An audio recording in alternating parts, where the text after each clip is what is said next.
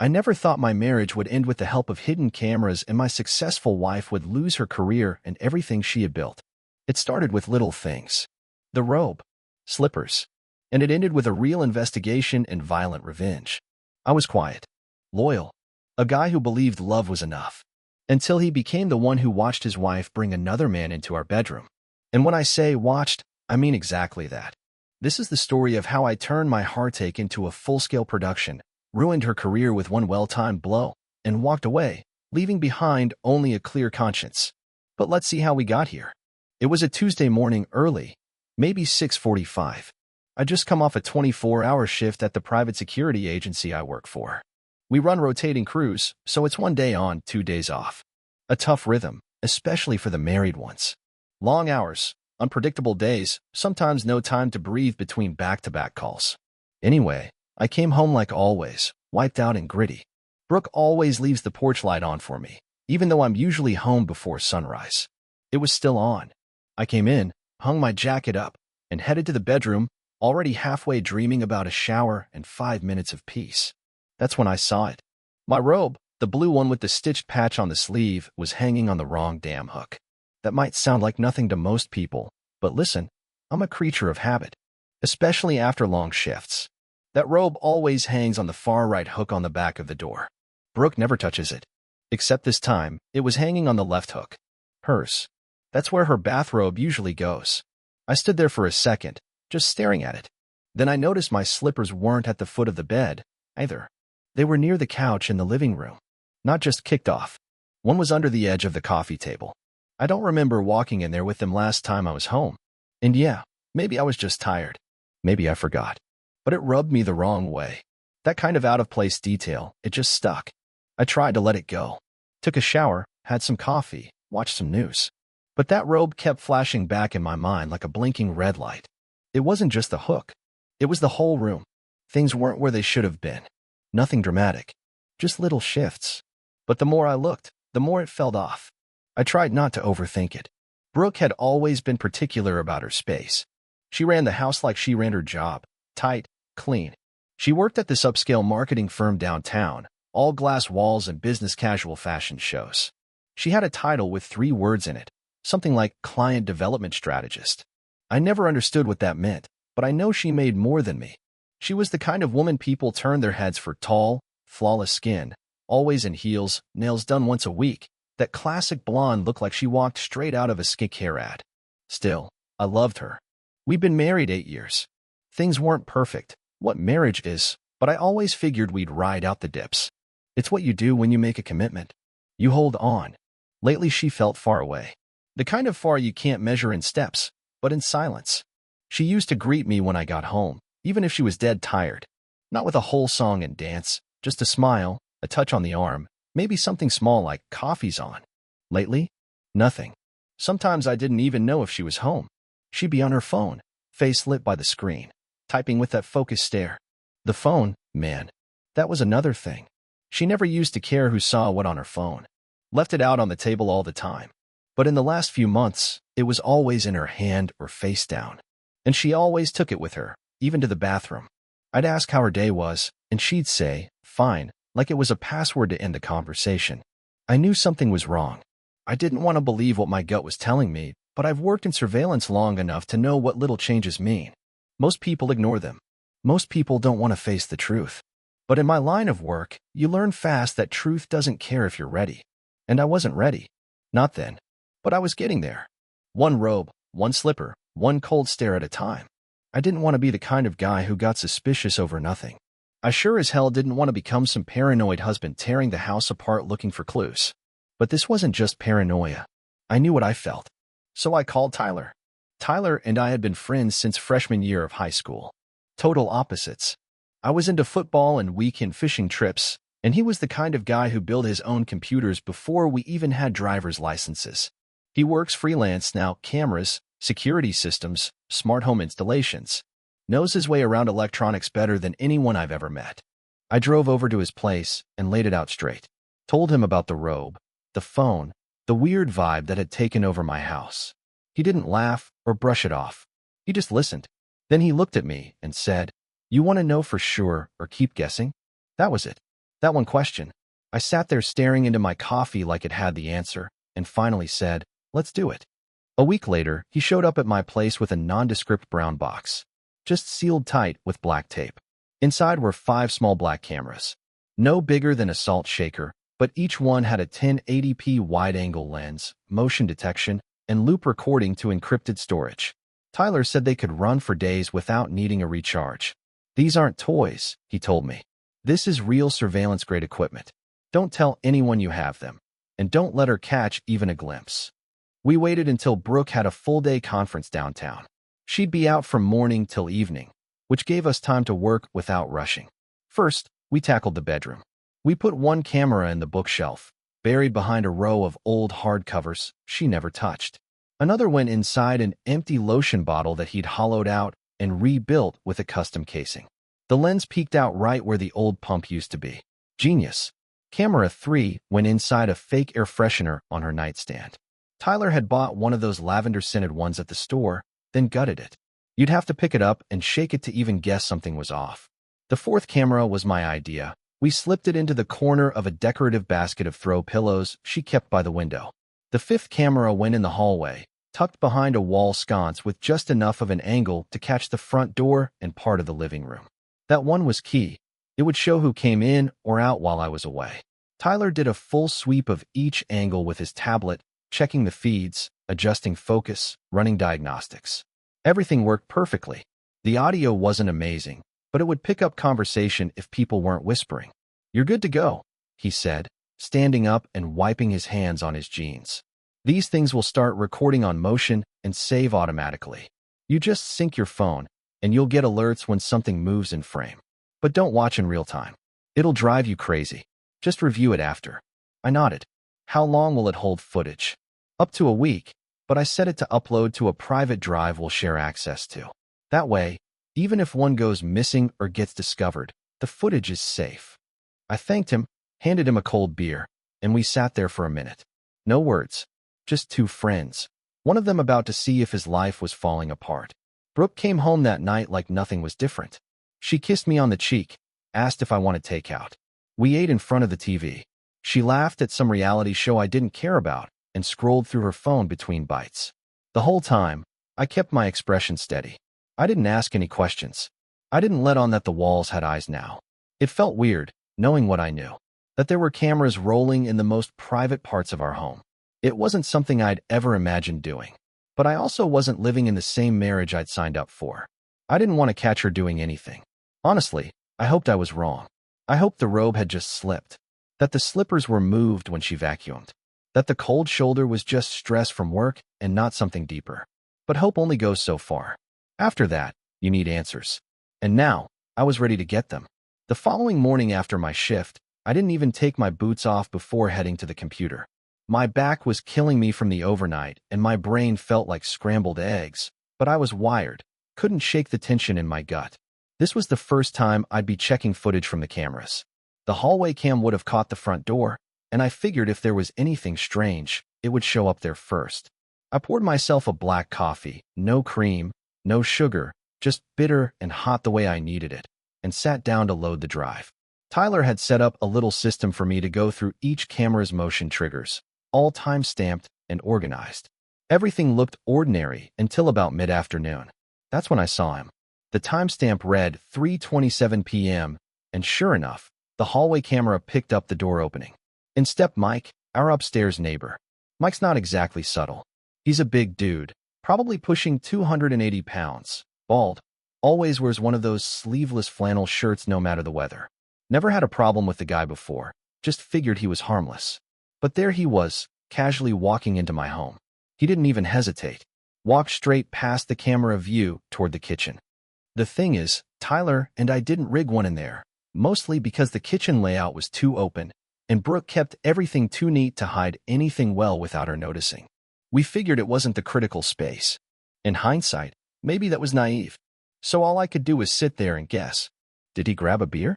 Borrow some sugar? Maybe drop off something Brooke had lent him? I backed up and replayed the moment again, watching for body language. He looked comfortable. That's what got me. He walked in like he'd done it 100 times. No hesitation. No confusion. Straight to wherever he was going. The hallway camera didn't show the bedroom door opening.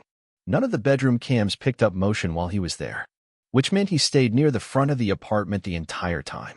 But he was inside for exactly 20 minutes. Not 10, not 5. 20 full minutes. Then, right on the dot at 3:47 p.m., he walked back through the hallway, rubbed the side of his nose like he always does, and left. The door shut behind him. No kiss goodbye. No pat on the shoulder. Just walked out the same way he came in, casual as a Sunday stroll. I sat back in my chair, fingers steepled in front of my mouth, watching the still frame of my front door like it might give me a different answer the third time around. It didn't. Now, don't get me wrong, I wasn't jumping to conclusions. I've been in this line of work long enough to know you don't react on feelings alone. But something about it didn't sit right. I tried to walk through all the scenarios in my head. I considered texting her something casual, like, "Hey, did Mike stop by yesterday?" just to see what she'd say. But I stopped myself. I didn't want to tip my hand. If something was happening, I needed to gather facts, not create noise. Besides, I didn't want to give her the chance to come up with some neat little explanation. I wanted the truth, not a story. That evening, I acted normal. Brooke came home around the usual time, keys jingling as she walked through the door, face buried in her phone. She smiled when she saw me, brief and sweet, but her eyes didn't linger. We ate quietly on the couch, some show playing in the background. She laughed at a dumb joke from the TV, sipped her wine, and asked how my shift went. I said quiet, which it was. On the outside, anyway. Inside, my mind was a whirlwind. I kept hearing the click of the door opening on that footage. Kept seeing Mike's heavy steps, the way he didn't even glance around like someone visiting. He walked in like it was his living room. I didn't press her. I didn't mention the footage. I didn't even look at her differently, though it took effort. Truth be told, I didn't have enough yet. But now I was certain I wasn't imagining things. This wasn't just a gut feeling anymore. This was the beginning of something. I just didn't know how deep it went yet. The second shift after we set up the cameras landed on a Friday. Fridays are always weird in my line of work. Either nothing happens or everything happens at once. That particular one had been fairly tame, mostly perimeter checks and report writing. I made it through the shift without incident, but I was itching to get home, not because I was tired, but because I had new footage to go through. It's a strange thing, sitting down to watch your own home like it's a reality show you never agreed to be on. The motion alert popped up for 8:14 p.m. Front door. I clicked. He walked in like he belonged there. Tall guy. Silver hair. Maybe mid to late 40s, hard to tell, one of those men who aged like a high-end suit. And speaking of suits, he was wearing one that probably cost more than my rent. He looked around as he entered, smiling like this was familiar ground. Not just polite, but warm, confident, comfortable. The way she greeted him, it hit me harder than I want to admit. She lit up. Like, really lit up. Eyes wide, a little half-laugh, that slow walk you give someone you've missed more than you should have. She touched his arm, hugged him. Not one of those side hugs you give acquaintances, but full-on, both arms, lingered a beat too long. I sat there, my hands clenched together, watching the scene unfold in silence. They talked in the kitchen for a bit. She poured wine, her favorite red, the kind she only drinks when she's unwinding, as she used to say.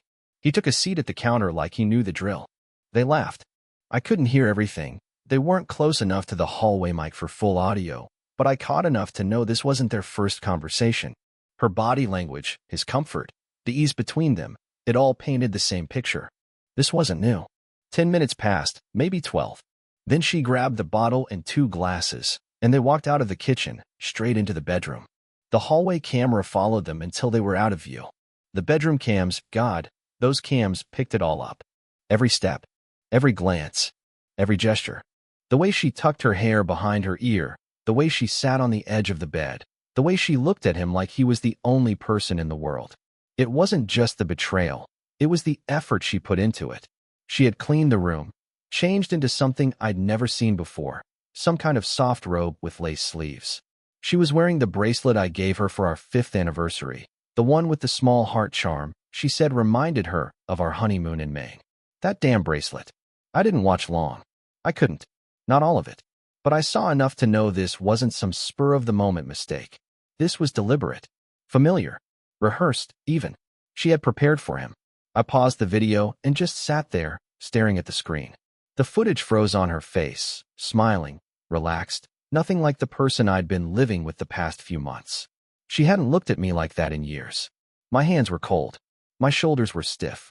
My eyes felt dry, but there was this tightness in my throat that wouldn't let go. That was our room, our bed, my wife. And that man, that polished, silver-haired stranger, was treated like a welcome guest, like someone she'd opened herself up to, not just physically, but with ease, warmth, familiarity. I didn't yell. I didn't break anything. I didn't even cry. Something in me just shut down, like flipping a switch. I closed the laptop slowly, sat back in my chair. For a long time, I just sat there. Didn't move. Didn't think. I had questions. 1,000 of them. But the one that echoed the loudest, over and over, was simple. How long? Because this wasn't new. That man didn't walk in like a stranger. He walked in like he had a spot waiting for him. And Brooke made sure it was ready. The morning after I saw the footage, I didn't go into work. I called in a favor, said I needed a day to deal with a family issue, which technically wasn't a lie. My head was spinning, and I couldn't focus on anything except the loop playing in my mind. Her voice, his face, that glass of wine, her hands brushing the sheets we once picked out together. I called Tyler. He didn't ask questions, just said, "I'll be there in an hour," and showed up with his laptop, a portable drive, and that focused look he gets when he's about to fix something that can't be fixed. We sat down at the kitchen table and I pulled up the footage. He watched it silently. When it ended, he leaned back, rubbed his jaw, and nodded once.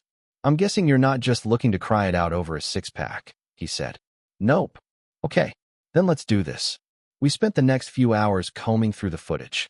It felt mechanical at first, like I was helping him build a deck or patch drywall. He isolated the hallway entrance, cropped the cameras for better angles, cut the dead air, adjusted the lighting. He didn't ask if I was sure about this. He knew I was. The plan wasn't about revenge, not at first. It was about documenting, about not letting her twist the story later, about keeping a record of what actually happened, clean, sharp, undeniable. We edited it down to a tight 20-minute cut. Smooth transitions, clear angles, nothing over the top, nothing vulgar, just honest and brutal. We added a blurred filter around the edges, muted most of the audio but kept just enough in to hear her laugh. That laugh, it used to be my favorite thing in the world. Now it made my stomach turn. Then there was the bracelet. That little silver bracelet with the heart charm, the one I gave her for our 5th anniversary. She always said it made her feel grounded, reminded her of who she was when we first met. She wore it in the footage. Wore it for him. That detail stood out more than anything else. You didn't need to see her face. Anyone who knew her, even halfway well, would recognize that bracelet, that bedroom, that voice. "Irony's a bitch," Tyler said, tapping the screen where the charm caught the light. She made sure to leave just enough of herself in every shot. We stared at the final version for a long minute. Then we uploaded it. We didn't attach names. No personal info. Nothing direct. But we chose the title carefully. Something that would grab attention. Something that hit a little too close to home. Wife gets more than a marketing bonus. It went live on 2 major adult platforms, places Tyler had burner accounts for. Within an hour, it started getting views. By the end of the day, it was already gaining traction. Then Tyler dropped a link in her company's Slack. He'd found a backdoor through a shared calendar invite she once sent me for a corporate event. Classic Brooke. Professional, detail-oriented, and forgetful about passwords. Tyler used that old invite to trace the workspace and found the general chat. He timed it for maximum exposure. Thursday, right before their weekly wins and updates meeting when most of the team would be online. One message. No text. Just the link. We closed the laptop and sat in silence. The kind of silence that settles deep into your chest and just stays there. I didn't feel proud. I didn't feel like I'd won anything. I felt quiet. It wasn't about gloating. It wasn't about making a scene. It was about truth. About making sure that mask she wore, so perfect, so curated, finally cracked in front of someone besides me. Tyler left around 9. Before he went, he put a hand on my shoulder and said, "Whatever happens next, you didn't start it." She did. I nodded, but I wasn't thinking about that. I was thinking about the day I gave her that bracelet. The way she smiled and said, "I'll never take it off." And she didn't. Not even for him. By the time I woke up Friday morning, I already had 3 texts from Tyler and 1 missed call. All of them said the same thing in different ways. It's spreading. I pulled up the video on one of the sites we posted it to and watched the view count tick upward like gas prices during a holiday weekend. There were comments. Some were the usual kind of junk you'd expect from that crowd, but a few were asking, and wait, is that the same Brooke who did the digital rebrand campaign last year? She wasn't named. We were careful about that. But people aren't stupid, and Brooke? She made herself visible. Years of work events, speaking panels, company content with her face and voice all over it. Add to that the bracelet, the layout of our place, and that distinct little laugh of hers. And it didn't take long for people to start connecting dots. Tyler was tracking the Slack fallout. He had someone inside Clarendon who confirmed it hit the general chat hard. Some folks thought it was a prank. Others didn't. It didn't really matter what they believed. Once the link got shared, it was out of the cage. Apparently, some ex-employees made a private online group to gossip about Clarendon's toxic culture and layoffs. One of them found the video and posted a screenshot next to a picture of Brooke from a corporate gala. The caption was brutal. Guess the marketing department wasn't the only thing she was optimizing. By mid-morning, Brooke's name was circulating in 2 separate office group chats. HR called her in at 10:22 a.m. I know because she texted me from the bathroom while they were reviewing a situation. Her message said, "Someone posted something sick. I think it's AI or a deepfake." I'm shaking. I stared at that message for a long time, not replying. Not because I didn't know what to say, but because I knew exactly what would come next. At 13:03, she walked through the front door. Her makeup was smeared, black streaks under her eyes like she'd wiped them fast with the back of her hand. She stood in the doorway and just stared at me. Then she broke. She dropped her purse and came at me, crying, shouting, waving her phone like it was some kind of weapon. Do you know what they're saying? Do you know what they think I did? I kept my voice calm. Did? They think it's me. In that video, I told them it's fake. It's not me. Someone used my voice. My face. They edited it somehow. I swear, none of it's real. I didn't say anything at first. Just let her go on. She kept pacing, crying, pointing at the phone, demanding I believe her. Telling me she was set up, that this was targeted harassment, that she would lawyer up and sue everyone. Then she pivoted fast, went from panic to anger. If this is your idea of a joke, if this is you trying to punish me for something, for anything, I swear. I cut her off. That's our bedroom. She froze. That's your bracelet. That's the same robe I saw in the laundry the day after my last shift. That's our nightstand. Our sheets. And your laugh, Brooke. I know that laugh. So you're going to tell me that's AI? She opened her mouth, closed it again. Then came the final shift. Her voice got small. Her eyes darted away. I don't know how this happened. Maybe someone broke in. Maybe they recorded something. Maybe. She was running out of air. The panic was still there, but now it was tangled with guilt. I saw it. She knew I knew. But she didn't want to say the words. Couldn't bring herself to. I didn't push it. I just stood up, walked past her, and said, "You should get some rest. You look exhausted." That night, we stayed in separate rooms. I didn't lock the door. I didn't touch the couch. I just laid on the guest bed, fully clothed, staring at the ceiling while the soft hum of her sobs bled through the walls. I didn't feel victorious. I didn't feel better. I felt done. This wasn't about what she did behind my back. It was about the way she looked me in the eye every day like nothing was wrong, like I didn't matter. And now? She was finally seeing the consequences, not just from me, but from the world she worked so hard to impress. She lost her job that day, officially terminated due to reputational risk. They used vague language, but we both knew what it meant. HR doesn't play games when viral videos are involved. That night was the quietest our house had ever been. Not even traffic outside, not even the hum of the fridge. Just silence. And in that silence, I didn't feel rage. I felt peace. Because for the first time in months, there was nothing left to question. I was up before the sun. By the time the sky turned a faint blue, I had my bag packed. A couple duffels with clothes, my work gear, my laptop, and some old photos I couldn't bring myself to leave behind. I didn't bother with much else. On the kitchen table, I left a plain manila folder. Inside were the divorce papers, which my lawyer had already prepared in advance. Filled out, signed, and clipped together with a blue pin tucked neatly in the middle. I didn't leave a note. I didn't leave a message. The papers were the message. I knew she'd see them when she came out. I didn't care how she reacted. Shock, tears, denial. It didn't matter. Everything she needed to understand was spelled out on those pages. I slipped out quietly, careful not to make noise. One last glance at the living room, the hallway, the bedroom door cracked open just enough to see the silhouette of the dresser where her perfume still sat. I closed the door behind me and didn't look back. Tyler had already cleared space for me. He'd offered the couch, but I took the small guest room. Bare walls, basic sheets, no memories. It was perfect. Clean. That same morning, the text started. The first one was short. Can we talk? Then, why are there papers on the table? I don't understand. And later that evening, please, you're overreacting. It's not what it looked like. By the next day, she called. I didn't answer. She left voicemails I never listened to. Her tone shifted fast, from begging, to crying, to guilt-tripping, then right back to sweet. I blocked her number, blocked her email, took her off every list, app, and platform. The next 2 months were quiet. I focused on work. I did some small security jobs with Tyler on the side. Started drinking coffee black again. Spent my time in a world where everything made sense, where effort equaled results and no one smiled while hiding a knife behind their back. The court date was scheduled fast. I guess her legal team didn't want to drag it out, not with the video still floating around online. She had a lawyer, sharp suit, clean-shaven, all confidence. I had one too, a guy named Dennis who'd handled a few small cases for me and owed me a favor. He wasn't flashy, but he knew how to handle paperwork and didn't blink when I told him the story. The courtroom was quiet that morning. Cold. Smelled like old paper and stale coffee.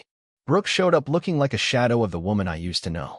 She wore a long coat, too big for her frame, like she hadn't been eating. Her makeup was light, and her hair wasn't done the way she always used to. She looked tired. Not just physically, but down in the soul. I almost felt something. Almost. She avoided my eyes until the judge asked her if she had anything to say before proceedings wrapped. She cleared her throat, stood up, and looked right at me. This was a setup, she said. The video, the footage, none of it was real. It was edited to humiliate me. It's not what it looks like. The courtroom was still. No one said anything. I reached into my briefcase and pulled out a small, clear case. Inside was a flash drive. I stood, walked over to her, and handed it to her lawyer. What is this? She asked. Just a gift, I said. Her lawyer gave me a wary look. Brooke didn't touch the flash drive, just stared at it like it might explode. I didn't say anything else. I didn't need to. Inside the drive was everything. All 5 raw camera feeds. Full time codes. Clear footage. Plus the edited cut, the director's version, if you want to call it that. It wasn't about shaming her anymore. It was about closure. A full record of the truth she tried to twist. The divorce was granted. No division of assets. There wasn't much left to divide anyway. The lease was still in my name, but I signed it over. I didn't want the apartment. I didn't want the memories baked into the walls. I left the courtroom without saying a word. A week later, a new number sent me a text. I knew it was her. You ruined my life. I'll never forgive you. I stared at that message for a while. Not because I didn't know what to say, but because I knew there was nothing left to say. I didn't reply. Because there was nothing to fix. And nothing to regret. 2 years went by faster than I expected. Funny how time moves when you're not constantly looking over your shoulder, waiting for the next lie to drop like a hammer. After the court finalized everything, I kept my head down. Worked hard. Stayed quiet. Rebuilt. Tyler and I started a home security business a few months after the dust settled. It started small, just the 2 of us, 1 van, a borrowed ladder, and a website we slapped together in a weekend. We offered full home setups, smart cams, alarm systems, wireless entry locks, all the bells and whistles. Turned out, a lot of people were looking for exactly what we knew how to do. We called it Stone and Steel Security. Tyler came up with the name. Said it sounded reliable, unbreakable. I liked it. It fit. We poured everything into that business. Days were long, but we didn't care. No office drama. No masks. Just honest work with someone I trusted. Within a year, business was booming. Word of mouth did most of the heavy lifting. People liked the idea that we weren't some faceless corporation. We knew the gear because we lived through what it could do. We'd seen what it could protect and what it could expose. With the money coming in steady, I bought a little house out on the edge of town. Nothing fancy, but it was mine. 1 story, brick, solid bones. I got myself a used pickup, low mileage, still had that new car smell buried under a layer of air freshener. And on a total whim, I adopted a chihuahua from a local shelter. Little guy had ears too big for his head and a bark like a squeaky toy on its last legs. I named him Bruno. Bruno took some getting used to. Compact, alert, loyal. He followed me everywhere. And more than once, he barked at the door before my motion sensors picked anything up. Natural-born alarm system. One afternoon, I took Bruno for a walk in the park near my house. Then I heard it. James? I stopped, turned my head. It was Brooke. She stood by one of those little pastel carts they bring out in warmer weather. Ice cream. She wore a faded work polo and a paper hat that looked like it had been folded in a hurry. Her hair was pulled back into a loose bun, and her makeup was light, if there at all. She looked older. Not in a bad way. Just worn. She didn't smile. Didn't flinch. Just looked at me like she didn't know whether to cry or scream. You ruined my life, she said quietly. There was no heat in her voice. No drama. Just a kind of tired sadness, like the words had been sitting on her chest for too long and now they were just falling out. And then she added, I want you to compensate me for the moral damage, since you started earning money. I laughed. I looked her in the eye. Held that gaze for a few seconds. No, I said. You ruined it yourself. I just built mine back up, using the rubble.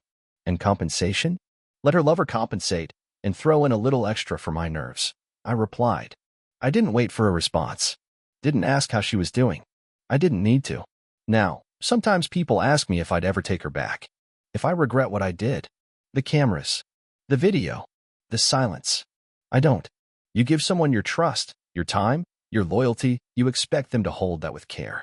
Not crush it behind your back while smiling to your face. So when people ask if I went too far, I just tell them this. She lit the match. I just documented the fire. Share your thoughts in the comments. Do you think exposing her so publicly was justified? Or did he go too far? If you liked the story, subscribe to the channel and give us a like.